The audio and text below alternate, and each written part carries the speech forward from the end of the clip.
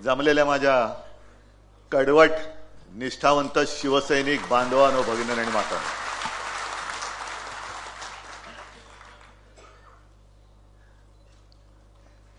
मला तुमच्याकडे बघताना एक समाधान होतंय. किती कोणी फोडाफोडी केली तरीही जो अस्सल शिवसैनिक आहे त्या तटबंदीला चराचुरा पडलेला नाहीये. संजय राऊत यांनी आपलं भाषण केलेलं आहे, मार्गदर्शन केलेलं आहे आणि बोलताना दोन तीन गोष्टी संजय आपण बोलला त्याचा उल्लेख जरा गमतीने करावासा वाटतोच. पहिला उल्लेख म्हणजे पंतप्रधानांच्या गंगा स्नानाचा, कारण त्यांनी बुलेट प्रूफ जॅकेट घालून गंगा स्नान केलं असं म्हणतात.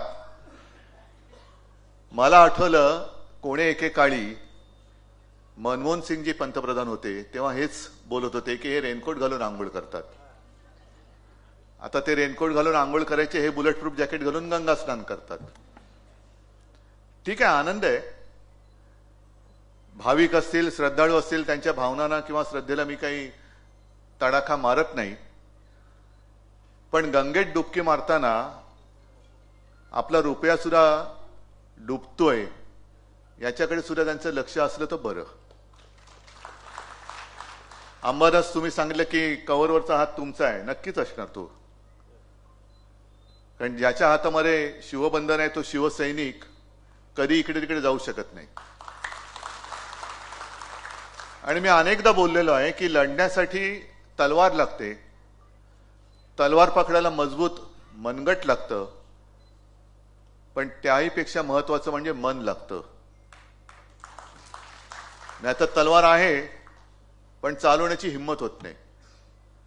ज्यांनी गद्दारी केली त्यांची मनं मेलेत, नुसते गट राहिलेले आहेत, मनं मेलेत त्यांची. आपण तलवार कोणावर चालवत आहोत हेच त्यांना कळण्याचं झालेलं आहे. आणि मग अशा वेळेला तुमच्यासारख्या सगळ्या शिवसैनिकांचं कौतुक नाही करायचं तर काय करायचं? आज सुद्धा सूरज सारा शिवसैनिक आहे, काय दिलं त्याला? आपण म्हटलं असतं तर तो झोकू शकला असता, भाजपमध्ये जाऊ शकला असता, मिंद्याकडे गेला असता.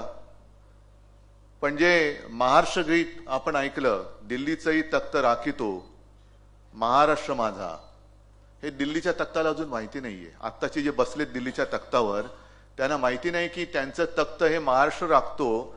महाराष्ट्रावरती जुलूम केला तर दिल्लीचाही तख्त फोडतो महाराष्ट्र माझा, ही नवीन ओळ आपल्याला लिहावी लागेल. सगळेच काही तुमचे गुलाम नाही होऊ शकत आणि होणार नाही. गुलामी ही महाराष्ट्राच्या रक्तामध्ये नाहीये. अंबादास सारखा जेव्हा एखादा साधा शिवसैनिक काम करत करत त्यांना मगाशी विचारलं तुम्ही बोलणार ना, कारण असा त्यांचा सोहळा आहे, त्यांच्या कार्य अहवालाचं प्रकाशन आहे. ते म्हणाले नाही, माझी फिल्म आहे, मी काम जे केले माझं कामच बोलतंय, मला बोलण्याची गरज नाही. आणि एक साधा शिवसैनिक कशाला, काल परवाकडे आपले रवींद्र माने आले होते, मुद्दामून उल्लेख करतो, रवींद्र माने आपले शिवसैनिक आणि आपल्या पहिल्या 95च्या काळातले मंत्री. आणि मला आमच्या गप्पा चालल्या होत्या, काय होतं कसं होतं, कशी लोक आता पटकन निष्ठा बदलतात, निष्ठा विकतात, मुळात ते निष्ठा नसतेच. आणि मी त्यांना सहज विचारलं की माने साहेब तुम्ही आलात तेव्हा शिवसेनेत काय व्हायचे होतात? ते म्हणाले मी विशीमध्ये असेल. काय तुम्हाला काय कशासाठी आलात? ते म्हणाले खरं सांगू साहेब, सगळा जी काय परिस्थिती होती लढायचं होतं, जो काय अन्याय होत होता तो सहन होत नव्हता आणि मला लढलं पाहिजे. एक भगवा घेऊन शिवसैनिक चाललेला आहे, शिवसेना प्रमुख मार्गदर्शन करतायत, काय मिळेल याची अपेक्षाच नव्हती, आशाच नव्हती. असे त्यांच्यासारखे तुम्ही आणि तुमच्यासारखे अनेक महाराष्ट्रभर काळोखात उड्या मारणारे खूप जण आहेत. पण एक गोष्ट नक्की तुम्हाला माहिती आहे की काळोखात जरी तुम्ही उडी मारलीत तरी काळोख फार टिकणार नाही, कारण आता तुमच्या हातामध्ये मशाल आहे. लोकांना जे वाट चुकलेत त्यांना असं वाटते की एकाच मार्गाने गेलं म्हणजे आपल्याला मोक्ष मिळतो. नाही, अजिबात नाही. महाराष्ट्रावरती अन्याय करून कोणाला मोक्ष नाही मिळणार. काय लावायचं तो सोक्ष मोक्ष आम्ही इकडेच लावू, काय व्हायचं ते होईल, बघू ना आपण. आणि ही जी काही सगळी परिस्थिती आहे, आज संजय आपण सकाळी राहुल गांधींनी पत्रकार परिषद घेतली, मला पूर्ण बघायची. पूर्ण व्यवस्थित त्यांनी तो त्यांचं ते जे काही ढोंग आहे बहुमताचं ते फाडून टाकलेलं आहे. कारण हा पराभव कोणालाच पटलेला नाही. आपल्याला जसं पराभव पचलेला नाहीये, पटलेला नाही, तसं त्यानं विजय सुद्धा पटलेला नाहीये. कारण एवढं बहुमत मिळालं तरी सुद्धा मुख्यमंत्री कोण हे ठरवायला 1 महिना लागला. मुख्यमंत्री झाल्यानंतर कोणाला काय मिळणार, वाटा तुझा वाटा किती, माझा वाटा किती. त्याच्यानंतर पालकमंत्री पद अजून ठरत नाहीयेत काही ठिकाणची. ही सगळी खेचाखेची करणं याला तुम्ही बाळासाहेबांचे विचार म्हणता आणि बाळासाहेबांचे विचार मानता. मी 23 जानेवारीच्या सभेत जे बोललो होतो की आपले जे हे लाचार सेनेचे जे प्रमुख नेते आहेत, लाचार सेनाच आहे. अरे नेता कसा असला पाहिजे की बघितल्यानंतर प्रेरणा आली पाहिजे. हे कुठले नेते? हा म्हणजे डोकं नाहीच आहे, मग दाढी खाजवायची. यांच्याकडे बघून कोणाला प्रेरणा मिळत असेल तर जा बाबा, तुझं भलं हो, भलं हो. पण प्रत्येक वेळेला काही झालं की ते मी 23 जानेवारीला म्हटलं होतं ना, रुसूबाई रुसू, गावात जाऊन बसू, डोळ्यातले आसू आता लागले दिसू. ही आता त्यांची हालत झालेली आहे. आणि आज सुद्धा जी काय बातमी सकाळी एकदम सोडून दिली होती की शिवसेनेचे 6-7 खासदार फुटणार. बघा ना, हिंमत असेल तर फोडून दाखवा, फोडून दाखवा. पण आता शिवसैनिकाच्या संयमाचा अंत बघू नका, कारण फोडाफोडी करायला लागलात कधी तुमचं डोकं फुटेल. आणि माझं तर आव्हान आहे, फोडाफोडी करायची असेल ना तर सरकारी यंत्रणा बाजूला ठेवा, पोलीस बिलीस बाजूला ठेवा, ईडी, इन्कम टॅक्स, सीबीआय बाजूला ठेवा आणि हिंमत असेल, मर्दाची अवलाद असेल तर माझा एक तरी शिवसैनिक फोडून दाखव, मी तुझं नेतृत्व स्वीकारायला तयार आहे. एक तरी शिवसैनिक फोडून दाखव. पण पैशाची आमिष दाखवायची, अटकेच्या भीती दाखवायची, ईडी, इन्कम टॅक्स, सीबीआयच्या भीती दाखवायची. अरे कसले तुम्ही मर्द, नामर्दाची अवलाद, नकली बापाची अवलादी. संजय राऊत बोलले ते बरोबर आहे, हे नकली बापाची अवलाद आहे. कारण हिंमतच नाहीये. आज संपूर्णपणे देश नाचवून टाकतायत. जे आपल्याला वाटलं होतं की काँग्रेस नको, तेव्हा तो विचार होताच. पण जेव्हा देशाच्या मुळावर कोण येत असेल तर मग देशहितासाठी, देशाला वाचवण्यासाठी आम्ही तर उभे आहोत. पण आमच्यासोबत जे कोणी येत असतील येऊ द्यात. पण आम्ही पहिलं देशाच्या देशद्रोह्यांना पहिलं गाडू. सत्तेसाठी, सत्तेच्या साठमारीमध्ये जी लोकशाही तुम्ही मारताय, लोकशाहीचा तुम्ही खून करता आहात, त्या खुन्यापासून माझ्या देशाला आम्ही नाही वाचवणार तर दुसरं कोण वाचवणार? दिल्लीचं तख्त राम का, त्या डोंगराच्या बाजूला काय डोंगर जाऊन नाही उभा राहत. हे प्रतीक आहेत. हिमालय म्हणजे आपला देश आणि देशाच्या मदतीला सह्याद्री धावतो. म्हणजे तुम्ही आम्ही आपली महाराष्ट्रात जन्मलेली ही मराठमोळी माणसं ही जाऊन तिकडे देशाला वाचवतात. अगदी 92-93 साली सुद्धा त्यावेळेला जे काही झालं होतं, जातीय दंगली झाल्या होत्या हिंदू मुसलमानांच्या, मुंबई कोणी वाचवली? शिवसैनिकांनी वाचवली. मग मराठी माणूस हा हिंदू नाहीये. हिंदुत्व सोडलं, हिंदुत्व सोडलं. दाखवा ना मला एक उदाहरण, दाखवा की मी जे हिंदुत्व सोडलेलं आहे. मराठी माणसाला कोणी हिंदुत्व शिकवायच्या फंदात पडू नये. आणि हे मी वारंवार का सांगतोय? कारण त्यांच्याकडनं वारंवार ज्या अफवा पसरवल्या जात आहेत त्या अफवांना आपल्याला हे तोडावंच लागेल. आज सुद्धा राहुल गांधींनी पत्रकार परिषद घेऊन मतदार संख्या कशी वाढले, एकूण 5 वर्षात 32 लाख आणि 5 महिन्यामध्ये 40 लाख शक्य आहे. मग हे मतदार आले कुठून? आणि त्याच्यावरची प्रतिक्रिया आपल्या मुख्यमंत्र्यांनी दिली की प्रत्येक वेळेला चुटकुला, बरोबर ना रे, न कुठे उगतार आणि कुठे माहित नाही, चुटकुला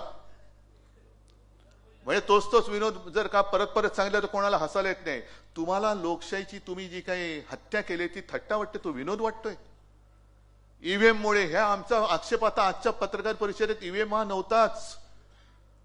तुम्ही ज्या बोगस पद्धतीने मतदार घुसवलेत आणि आज तुम्ही जवळपास संपूर्ण महाराष्ट्रात इकडे आलेला असाल, पदाधिकारी, जिल्हा प्रमुख, मी तुम्हाला जे वारंवार सांगतोय की गटप्रमुख गटप्रमुख गटप्रमुख, परत तेच तुम्ही म्हणाल की आहोत तुम्ही घरी सुद्धा सांगितले, इथे सुद्धा सांगितले, कारण तेच कारण आता समोर होते.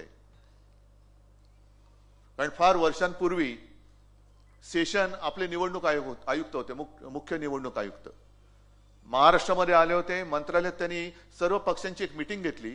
मला वाटतं देसाई साहेब तुम्ही असाल, पण मी सुद्धा आलो होतो. मनोहर जोशी वगैरे असतील सोबत, सगळे शिवसेना नेते. आणि आम्ही शिवसेनेच्या वतीने तिकडे गेलो, मंत्रालयात भेट झाली. मग त्यांनी काय करायला पाहिजे, काय करायला नको, ह्या सगळ्या गोष्टी सांगितल्यानंतर चहा पाण्यासाठी आम्ही जेव्हा बसलो तेव्हा मला बाळासाहेबांनी सांगितलं होतं की त्यांना मुद्दामून सांग की माझ्या देशात बांगलादेशी मतदान कसा करू शकतो. मी त्यांना विचारलं की शेषन साहेब, हे तुम्ही सांगितलं फार छान आहे, पण मुळामध्ये दुसऱ्या देशातला मतदार बांगलादेशी हा माझ्या देशात येऊन, माझ्या राज्यात येऊन, माझ्या शहरात येऊन मतदान कसा करू शकतो, तिकडे तुम्ही काय करता. त्यांनी माझ्याकडे बघितलं आणि मला म्हणाले की एक काम कर, तू त्यांना रेशन कार्ड द्यायचं थांबव, तू म्हणजे राज्य सरकार, मी नाही तर उद्या परत बातम्या उद्धव ठाकरे बांगलादेशांना रेशन कार्ड देतात म्हणून. आणि हे वाक्य तोडून हे सुद्धा फिरवतील, ते एवढे नीच आहेत बिनबापाचे.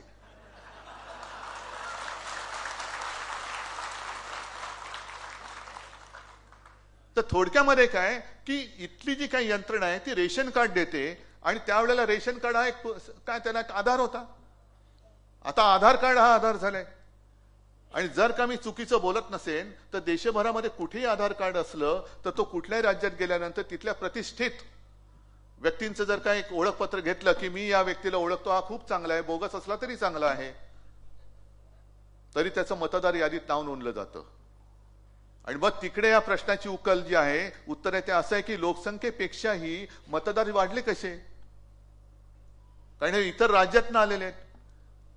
त्याच्यानंतर दुसरं त्यांनी असं केलं असं म्हणतात की लोकसभेचा त्यांनी अभ्यास केला, लोकसभा निकालाचा, कोणत्या मतदारसंघात आपल्याला आघाडी मिळाली, कोणत्या मतदारसंघात आघाडी किती मिळाली तरी जिंकू शकत नाही, त्यातले बरोबर त्यांनी ते मतदार हेरले, बाजूच्या वॉर्डात त्यांनी ते नोंदवले आणि मतदान त्यांच्या उमेदवाराला करून घेतलं आणि जिंकले. नुसतं ईव्हीएम नाही, हे सुद्धा काम आहे. मग हे काम तपासायचं कोण, हे काम आपण समोर सांगतोय, कारण प्रत्येक मतदाराचं एक कर्तव्य आहे, प्रत्येक पक्षाच्या कार्यकर्त्याचं एक कर्तव्य आहे की माझ्या मतदार यादीत अचानक हा माणूस घुसलाय तो कोण आहे, कुठे राहतो. कारण आता जे नोंदले गेलेले मतदार आहेत, गेल्या वेळेला त्यांनी जे काय मतदान केलं असेल, मला नाही वाटत त्यांना सहजासहजी आता वगळता येईल.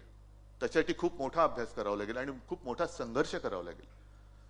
लोकशाहीची हत्या म्हणतोय ती हीच आहे की लोकशाही जिकडे तुम्ही माझा पक्ष चोरलात तिकडे लोकशाही चोरलेली दाखवून तुम्ही तुमचं जितमय्या म्हणून करत असाल तर हा विजय तुमचा विजय नाही, तुमचा पराभव झालेला आहे. पण केवळ सगळ्या यंत्रणा तुमच्या ताब्यात आहेत म्हणून, आणि म्हणून जसा तुम्ही माझा पक्ष फोडतात तशीच तुम्ही माझ्या देशाची सुद्धा वाट लावून टाकतात. काय शेवटी करणार काय, आंदोलनं तर झालीच पाहिजेत.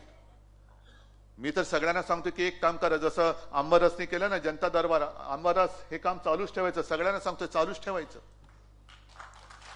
कारण आपण जनतेला बांधलेलो आहोत. मी भाजपला सोडलंय, हिंदुत्व नाही सोडलेलं, राष्ट्रीयत्व नाही सोडलेलं, मी सोडू शकत नाही.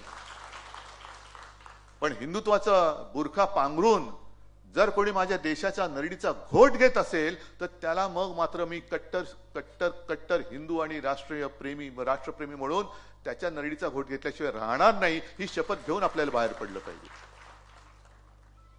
अनेक त्यांनी थापा मारल्या झाले. तुम्ही ग्रामीण भागात आलेत, आता इथले समोर माझे बुलढाण्याची वगैरे लोक दिसत आहेत, बरोबर आहे ना, मराठवाड्यातली आहेत. सोयाबीनला भाव मिळतोय नाही, कापसाला मिळतोय, 1 रुपयात पीक विमा, त्याच्यात घोटाळा. तरी आज का काल अमरावतीमध्ये आंदोलन झाले, नाशिकला आंदोलन झालं, सगळीकडे आंदोलन होतंय. कारण एक तर तुम्ही चोरून तुमचा विजय मिळवलाय, पण लोकांचे प्रश्न काय, लोकांचे प्रश्न तसेच आहेत. आणि विरोधी पक्ष नेता जो असतो त्याचं काम हेच असतं की अशी फसली गेलेली जनता असेल आणि सत्तांध झालेले सत्ताधारी असतील तर त्यांच्या मध्ये तो ठाम सह्याद्री सारखा उभा राहायला पाहिजे की याद राख, माझ्या जनतेवरती अत्याचार केलं असं माझ्याशी गाठ आहे. याला विरोधी पक्ष नेता म्हणतात.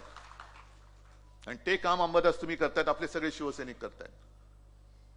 1 रुपयात पीक विमा घोटाळा, पीक विमा योजना त्याच्यामध्ये घोटाळा झालेला आहे. त्याच्यानंतर आत्ताच येताना मी बातमी वाचली की लाडकी बहीण 5 लाख महिलांचे अर्ज आता बाद ठेवलं, अपात्र 5 लाख. मग ते जे काय मतं त्यांना, जर का लाडक्या बहिणीने त्यांना विजय मिळवून दिला असेल तर ही लाडक्या बहिणीची फसवणूक नाही तर दुसरं काय होतं. बहिणीने सगळं जाऊन विचारलं पाहिजे. जा 3 भाऊ होते ना, जॅकेट भाऊ, दाढी भाऊ, देवा भाऊ, जा विचारा त्यांना. तेव्हा काय भाऊ गर्दी झाली होती, मीच तुझा भाऊ, मीच तुझा भाऊ. पण ही सगळी 5 लाख म्हणजे आतापर्यंत 5 लाख महिलांना अपात्र ठरवलेलं आहे. ही बातमी आता ऑनलाईन वाचली मी. मग त्यांना दिलेले पैसे तुम्ही घेणार परत असाल आणि यापुढे जर का लाभ देणार नसाल तर त्यांनी दिलेली मतं सुद्धा तुम्ही तुमच्या पक्षाच्या मतदार यादीतनं किंवा मतदान संख्येतनं वगळणार आहात का? कारण तुम्ही फसवून घेतलेली मतं आहे. अनेक आपला महाराष्ट्र एवढा काही उपराटा नाहीये की कोणी काही केलं तर त्याचे उपकार तो विसरत नाहीये. मी समजू शकतो. आता तुम्ही जे काय अंबारस तुमच्या फिल्ममध्ये फोटो दाखवले साध्या साध्या, कारण एक ठिकाणी मी सुद्धा आहे त्याच्यामध्ये. समोर त्या शेतकरी महिला बसल्या होत्या, कामगार महिला मजूर, शेतमजूर, आणि त्यांना मी विचारलं की काय ताई तुम्ही आता खुश असाल ना, लाडकी बहीण योजना आलेली आहे. तिने एकीने सांगितले की कसलं म्हणजे 1,500 रुपयामध्ये घर चालतं वय. तिच्या बाजूला तिचं पोर बसलं होतं, 5-6 वर्ष 4-5 वर्षाचं असेल. याची ऍडमिशन करायची, याला शिकवायचं, याला शिकायचंय. 1,500 मध्ये काय शिकवणार मी? सुदैवाने तिकडे आपला शिवसैनिक होता, काय त्याचं नाव, अंबादास भालेकर. मला म्हणाल साहेब काळजी करू नका, मी करतो काहीतरी. आणि मला वाटतं 15 दिवसात अंबादासनी मला फोन करून सांगितलं की साहेब त्या मुलाला आपण शाळेत ऍडमिशन केली, त्याच्या शिक्षणाचा खर्च आपण करतोय. मग 1,500 रुपये तुम्ही तेव्हा निवडणुकीच्या तोंडावरती माझ्या बहिणींना, मी लाच म्हणत नाही पण फसवणूक म्हणून केली तुम्ही, ओवाळणी देतो. मग ती बहीण सुद्धा म्हणाली की काहीच नाही तर हा देतोय, मग याला नाही कसं म्हणायचं. दिलं, मग दिली असतील मतं, दिलीत असं माझं म्हणणं नाही. कारण बहीण सुद्धा माझी हुशार आहे. फसवा कोण आणि खरा कोणी ती ओळखते. पण ह्या ज्या काही गोष्टी आहेत ना त्याला तर वाचा फोडली पाहिजे. ठीक आहे, निवडणुका येतात, निवडणुका जातात, हार जीत होत असते, पण ही हार नाहीच आहे. आपण जिंकलेलो आहोत. कारण लोकांच्या मनात आज सुद्धा शिवसेना आहेच आणि आपली शिवसेना आहे. आणि यांना काय वाटतं, जे गद्दार झाले त्या गद्दारांना सांगू इच्छितो, अरे तुम्हाला तानाजी मालुसरे नाही होता आलं, शिवाजी महाराज तर सोडूनच द्या, बाजीप्रभू देशपांडे नाही होता आलं, पण खंडोजी खोपडे व्हायला सोपं असतं. ते खंडोजी खोपडे तुम्ही झाल्यात, सूर्याजी पिसाळ तुम्ही झालेला आहात. आणि लोकसभा निवडणुकीच्या वेळेला ओमराजेंनी एक चांगलं भाषण माझ्यासमोर केलेलं. ओमराजे म्हणाला की सूर्याजी पिसाळ नाव घेतलं आपण काय म्हणतो, खंडोजी खोपडे. मग त्यांना 400 वर्ष झाले तरी सुद्धा गद्दारीचा शिक्का पुसला जात नाही. यांनी काल केलेली गद्दारी यांचा शिक्का कधी पुसला जाणार? शेवटी इतिहास म्हणून इतिहासात तर यांना जागा मिळणारच नाही म्हणा, पण गद्दार म्हणूनच यांची नोंद होणार आहे, तोतये म्हणूनच नोंद होणार आहे. त्याच्यामुळे खंडोजी खोपडे व्हायला खूप सोपं असतं. पण बाजीप्रभू देशपांडे माहितीये मी मरणार आहे, पण माझा राजा तो सुरक्षित पोहोचला पाहिजे. कारण तो जगला तर माझं राज्य, माझी माता, भगिनी, बांधव सगळे सुरक्षित राहणार आहेत. तानाजीला सुद्धा माहिती होतं की आपण मरू, पण माझा भगवा मी खाली नाही टेकू देणार. अरे भगवा विकणारी ही नतद्रष्टा अवलाद, तुम्ही काय आम्हाला हिंदुत्व शिकवताय? मरण समोर दिसत असताना सुद्धा लढणारे शिवरायाचे मावळे, त्यांच्यापासून जरी प्रेरणा घेतली तरी मी म्हणेन तुम्हाला शिवबंधन म्हणजे काय असतं ते कळेल. ते त्याला म्हणतात शिवबंधन. तेव्हा काय निवडणुका नव्हत्या. आणि आपल्या नितीन मानगुडे सरांनी ते सांगतात ना, अफजल खान आल्यानंतर आलं, तेव्हाचे ते ईडी इन्कम टॅक्स सीबीआयच होतं. अफजल खान आलाय आणि अफजल खानाने खलिता पाठवलं, फरमान पाठवलं की तुम्ही आणि तुमची 5 मुलं गपगुमान आमच्याकडे येऊन सामील व्हा, म्हणजे भाजपात या, नाहीतर सहकुटुंब मारले जाल. आणि मग तो ते फरमान घेऊन 5 मुलांना घेऊन कान्होजी गेले महाराजांकडे आणि त्यांनी सांगितलं अफजल खानाचा खलिता आलेला आहे. महाराजांना माहिती होतं. त्याला मग त्याने असं असं लिहिलेलं आहे. तर शिवाजी महाराज म्हणाले ठीक आहे, मग जा की, तुमचं जर का प्राण वाचत असतील, तुम्हाला काय आमदार खासदार नाही तर एसीओ होत असाल, कर संकलन जे काय दिल्ली केंद्र सरकार करतात ना तिकडे बसून, हे त्यातलं एकटी मुंबई 35 ते 37% कर ही आपली एकटी मुंबई देते. आणि अभिमान आहे मला. सुनील, तुम्ही ज्या वेळेला महापौर होता 2012, त्यावेळेला 640 कोटीने आपली महापालिका त्रुटीमध्ये होती, तोट्यात होती. मग 2012 ते आता जेव्हा महापालिका विसर्जित होत होती तोपर्यंत संपूर्ण महापालिका सलग जेव्हा शिवसेनेच्या ताब्यात होती तेव्हा 92,000 कोटीच्या मुदत ठेवी किंवा फिक्स डिपॉझिट आपण केल्या होत्या. हा कोस्टल रोड जो केलेला आहे यांचं कोणाचं नाही, ना मोदींचा एक पैसा आहे, ना देवेंद्र फडणवीसांचा एक पैसा आहे, ना गद्दारांनी एक पैसा टाकलाय. तो आपल्या मुंबई महापालिकेने टाकलेला पैसा आणि त्यातनं केलेलं हे काम आहे. आणि 90,000 कोटीच्या ठेवी असलेली महापालिका आता त्या ठेवी त्यांनी 80,000 कोटीवर आणल्या. मधल्या 1-1.5 वर्ष 1 वर्षापूर्वी आपले माननीय पंतप्रधान येऊन गेले आणि त्यांनी सांगितलं बँक में पैसा रखकर विकास नाही होता जी. पण आता जो काय विकासाच्या नावाखाली भ्रष्टाचाराचा धुरळा उडालेला आहे, एक तर 90-92,000 कोटीच्या 80,000 कोटीपर्यंत आणले, आणखीन ते खाली जाणार. पण त्याच्या समोर जवळपास 2,30,000 कोटीपेक्षाही जास्त देणी या नादान सरकारने करून ठेवलेले. चुकत नसेल तर सुनील तुम्ही सांगा, दरवर्षी आपल्या मुंबई महापालिकेचा जो काय महसूल आहे तो 40,000 कोटी आहे. त्यातला 30,000 कोटी हा आस्थापनावरती जातो, पगार बिगार सगळ्या याच्यावरती. म्हणजे आपल्या विकासाला 10,000 कोटी मिळतात. आधीच 1-2 लाख 2.5 लाख कोटी यांनी जर का देणं करून ठेवलं असेल तर मोजा ना तुम्ही, पाडा मोजा. 10-1-10, 10-2-20, 10-3-30, जवळपास 23 वर्ष या आजच्या कामाची देणी मुंबई महापालिका फेडत बसेल. कोणी केले हे पाप? कोणाच्या खिशात पैसा गेला? बैंक में पैसा रखकर विकास नहीं होता है तो फिर क्या कॉन्ट्रैक्टर के जेब में पैसा डालकर विकास होने वाला है? अदानीच्या घशात मुंबई घालून विकास होणार आहे? आज सुद्धा आणखीन एक बातमी आहे की धारावीच्या पुनर्विकासासाठी जेवढी जमीन पाहिजे त्याही पेक्षा अधिक जमीन आणखीन अदानी मागतायत. द्या. त्यावेळेला इंग्रजांच्या काळामध्ये मुंबई आंदण दिली होती, आता तुम्ही अदानीला आंदण देतात. लढणार कोण? उभा कोण राहणार? आणि म्हणून शिवसेनेच्या मुळावरती घाव घालण्याचा प्रयत्न ते करतायत. कारण त्यांना माहिती आहे शिवसेना आहे साहेब ठाकरेकडे. बाळासाहेब ठाकरे यांचा पूर्ण इतिहास तुम्हाला माहिती आहे. बाळासाहेबांच्या वडिलांचा इतिहास तुम्हाला नसेल माहिती तर सांगतो की संयुक्त महाराष्ट्राच्या चळवळीमध्ये पहिले 5 जे नेते होते त्याच्यात माझे आजोबा होते, प्रबोधनकार केशव सीताराम ठाकरे. त्यावेळेला तेही तुरुंगात गेले होते. आणि अशा घरात जन्मलेला माणूस जोपर्यंत तुमच्या समोर ठामपणे उभा आहे तोपर्यंत मी मुंबई तुम्हाला गिळायला देणार नाही, म्हणजे नाही, अजिबात नाही. आणि म्हणून उद्धव ठाकरेला एकटा पाडा. मराठी माणसाची ताकद, बटेंगे तो कटेंगे, हे आपल्याला वाटलं हिंदू मुसलमान, नाही, आपल्या मराठी माणसात त्यांनी लावली ही कलागती. म्हणजे चांगल्या संस्था आता मुंबई महापालिका तोडून टाकली, फोडून टाकली. जवळपास हॉस्पिटल्स आता त्याचं खाजगीकरण करायला चाललेत. महापालिकेचे हॉस्पिटल्स आहेत, राज्याचे हॉस्पिटल्स. मग भगवतीचं करणार का? चालत नाही, चालू शकत नाही. मग साधा माझा प्रश्न आहे, महापालिकेचे हॉस्पिटल चालत नाही म्हणून जर का खाजगीकरण करत असाल तर उद्या महापालिका नाही चालत, मग ती अदानीला दिली तर? नाही बाबा, महापालिका चालत नाही कारण आधीच 2.5 लाख कोटींचं डोक्यावरती ओझं आहे, आम्ही नाही करू शकत, देऊन टाका अदानीला. त्या महापालिकेच्या ऑफिसमध्ये काय अदानी बसणार तिकडे? आणि अशा वेळेला आपलं काम आहे, शिवबंधन काय असतं हे शिवबंधन नुसतं हातात असून चालत नाही. मातीशी आणि आपल्या मातेशी बंधन, त्याला मी म्हणतो शिवबंधन. ते खरं शिवबंधन आहे. आणि मग परत एकदा जेव्हा 1966 साली शिवसेना प्रमुखांनी जो आपल्याला एक मंत्र दिला, मराठा मराठेतर, ब्राह्मण ब्राह्मणेतर, 96 कोळी 92 कोळी, स्पृश्य अस्पृश्य, घाटी कोकणी, असे सगळे भेदाभेद गाडून मराठी माणसाची भक्कम एकजूट बांधा. याला म्हणतात महाराष्ट्र धर्म. आणि हा महाराष्ट्र धर्मच हिंदुत्वाला वाचू शकतो, देशाला वाचू शकतो. आणि हेच तर खरं शिवबंधन आहे.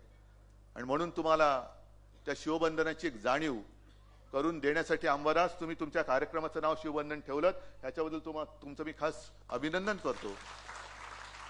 आणि आज जरी माझ्या हातामध्ये काही नसलं देण्यासारखं तरी हीच तर खरी शिवसेना आहे.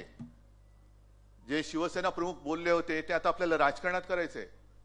नोकऱ्या मागणारे होऊ नका, नोकऱ्या देणारे व्हा. पद मागणारे होऊ नका, पद देणारे व्हा. कारण यांचं आयुष्य जे आहे मेंढ्यांचं, अरे काजवा जरी एवढा असला तरी स्वयंप्रकाशित असतो. हे स्वयंप्रकाशित कुठे? यांच्यात तिकडनं टॉर्च मारतात तोपर्यंत दिसतायत. दिल्लीतनं टॉर्च बंद झाला की अंधारात कुठे जातील कळत नाहीत. आणि मग त्यांच्या बरोबर जे गेलेले आहेत त्या काळोखात काय चेंगराचेंगरी होईल काय कळणार नाहीये. यांचं भवितव्य फार बिकट आहे. त्यांना बाकी म्हणजे मी म्हणतो ना की पुण्यामध्ये तो कुठला आता एक तो रोग पसरतोय GBS, बरोबर ना? कशामुळे पसरतोय? दूषित पाणी. कोण जबाबदार? उत्तर द्यायला कोण आहे? महापालिका आहे. महापालिका विसर्जित झाले, महापौर नाहीये. तुम्ही जे काय मागे म्हणायचं स्टँडिंग की अंडरस्टँडिंग आहोत, तुमच्याकडेच ती पुणे महापालिका होती, भाजपकडेच होती. मग जा तुम्ही त्या नगर विकास खात्यात जे काय तिकडे जे धेण बसवले ना, त्याला विचारा, जाब काय मिळालं नाही का, तू गावात जाऊन बसतो आणि रेडा कापतोस. पुणेकरांना दूषित पाण्यातनं रोग होत आहेत. कोण जबाबदार, कोण मंत्री नाही तर दुसरा कोण असणार आहे? कारण तुम्ही महापालिका ठेवलेलीच नाहीये. पण हे जाब नाही विचारायचे. पण आम्हाला काय मिळालं तर आम्ही खुश, नाहीतर रुसूबाई रुसू. हे रुसूबाई रुसू सोडा, कारण जर जनता पेटली तर तुमच्या घरात घुसू, हे जनता म्हणेल उद्या. आणि अशा पद्धतीने हा जो काय कारभार चाललेला आहे, त्या कारभाराला जर उत्तर द्यायचं असेल तर हातामध्ये शिवबंधन आणि भगवा घेऊनच आपल्याला उतरावं लागेल. बाकी बोलण्यासारख्या अनेक गोष्टी आहेत. सगळ्याच गोष्टी काय आज मी बोलणार नाही, कारण आजचा मुख्य कार्यक्रम आंबरसच्या कार्य अहवालाच्या प्रकाशनाचा आहे. आणि असं अहवाल प्रकाशन करणारे मला वाटतं शिवसेना हा एकमेव पक्ष असेल. अगदी नगरसेवक प्रकाशन करतात, शाखा प्रमुख करतात, विभाग प्रमुख करतात. दुसऱ्या पक्षामध्ये कार्यच नाही, अहवाल कसला देणार? तर असेच तुम्ही शिवसेना प्रमुखांचे कट्टर सच्चे शिवसैनिक, निष्ठावंत शिवसैनिक काम करत राहा आणि महाराष्ट्र रक्षणासाठी सज्ज राहा, एवढंच सांगतो आणि आपली रजा घेतो. जय हिंद, जय महाराष्ट्र.